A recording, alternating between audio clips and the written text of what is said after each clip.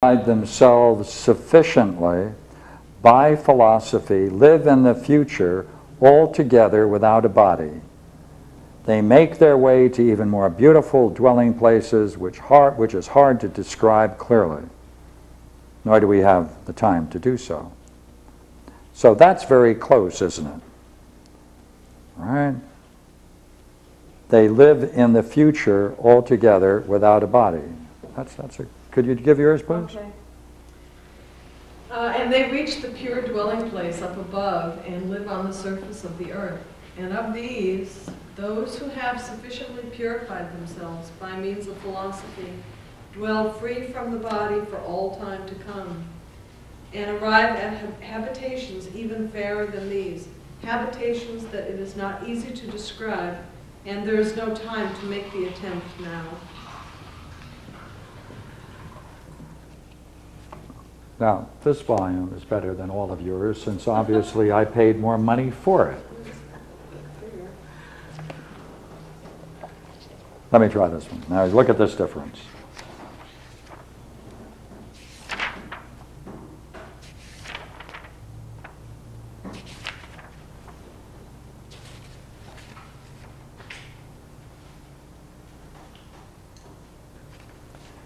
Among these, those who are sufficiently purified by philosophy shall live without bodies through the whole of the succeeding time. So he's saying, so for the succeeding time. So he has a bracket around that, doesn't he? Would it not be more difficult to make the case with this? Right? Question a little the better here, and certainly with the Grube translation even more so. And with yours? All time to come. All time to come. Strongest. Yeah. Same Greek, right? One person puts a time limit on it. Another person says for all time to come. And that's why there's a problem translating Plato. You can't have all four meanings in the Greek. But in any case, right, you have the problem. See what's at stake? The stake that all of these people are wrestling with is what shall we say about the nature of philosophy if we can say this? Go ahead. Heretical. Pardon? That's heretical. Yes, I thought you would enjoy both understanding, puzzles, and heresy. Right? Got it all there. Got it all there? Yeah. Then so far it's been successful? Yeah. All right, so now we go back. All right.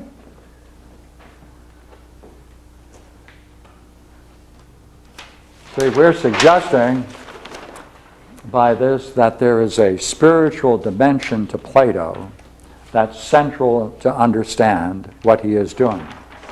We built our case on the idea of death, saying that it's clearly different from what most people regard it as, that it involves the study of dying process and the state of being dead. Right? We then took a look at what it's like when it does that. What does it encounter? Wisdom. The ending of this story is he reaches wisdom. Most beautiful, right? We then, would you agree, we went back into the text and we found this very description of the separation of the soul from the body as a habit, something you have to collect, something you have to do. We called that a yoga, did we not? A spiritual practice. And this is what it leads you into. And it leads you into an experience where there are these qualities of the changeless, unchanging, always remaining the same. Did we find, therefore, that this is the very way in which he describes the real earth, the higher earth, homogeneous, cannot move, changeless, no shift possible, centered. Right?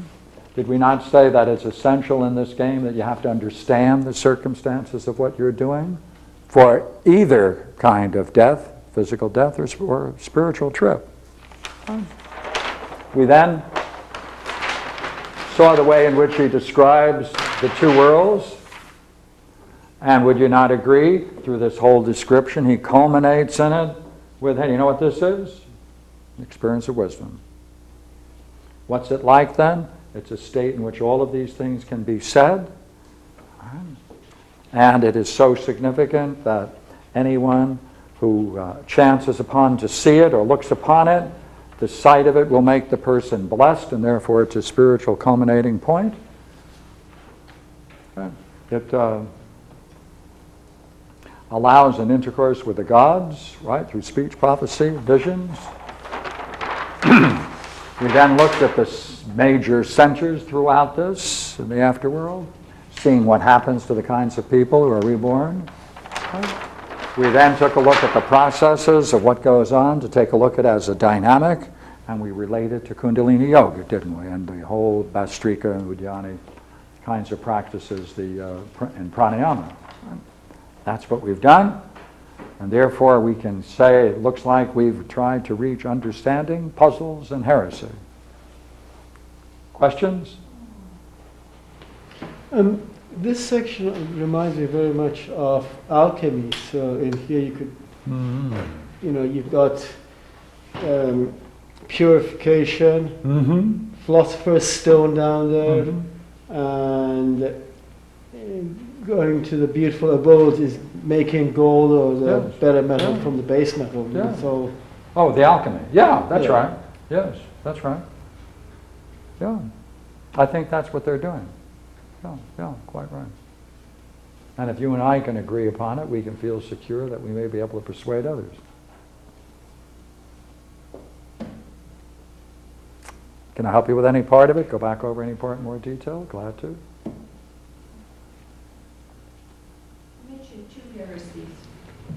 You mentioned two heresies. What's the second? Well, it's what we landed with. This is the heresy. This is the heresy. Oh, this is the second. This is the heresy. For this would put Plato directly in a spiritual tradition. And would you not agree there are many places that teach Plato as an intellectual system that doesn't have anything to do with the spiritual development of mankind? And this would anchor it right square in the middle of it, wouldn't it? Okay. So that if someone were to doing comparative research, it would be better to study Al-Kindi and pranayama and Kundalini Yoga for possible parallels than it would be looking up certain texts or criticisms of Plato by certain authors who write many articles in journals. Different kind of research, right? Comparative research. Crossing the line, where people are still keeping up with this tradition, and you'd want to see how it manifests itself. Because once this is killed, which it was in Europe, then you have to find where it's still going on to go back to see whether you can find the parallels.